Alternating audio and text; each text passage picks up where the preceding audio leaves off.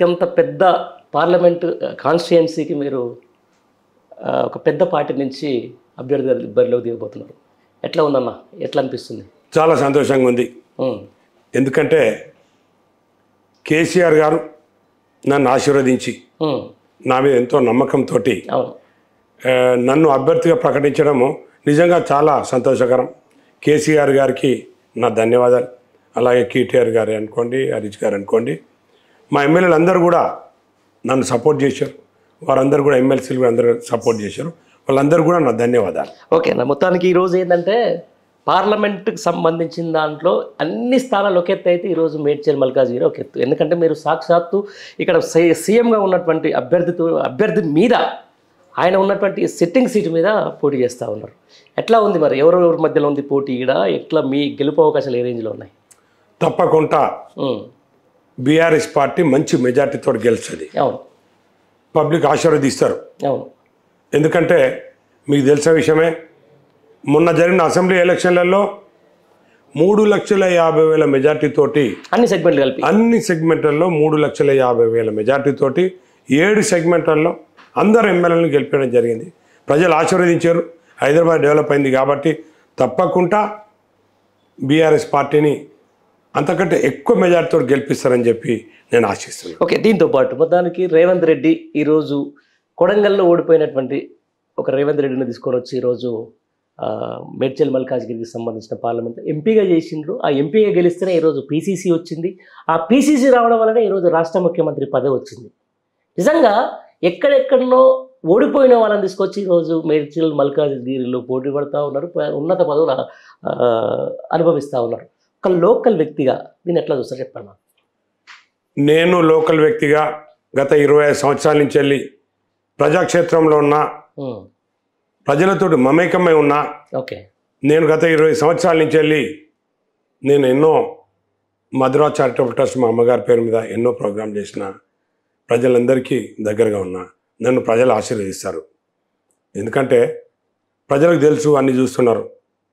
మరి రేవంత్ రెడ్డి గారు 5 సంవత్సరాల కింద కొడంగల్లో ప్రజలు ఆయన ఓడిస్తే మరి ఇక్కడికి వచ్చి ప్రశ్నించే గొంతని మరి మల్కాజ్గిరి పార్లమెంట్లో ఎంపీగా నిలబడి గెలవడం జరిగింది.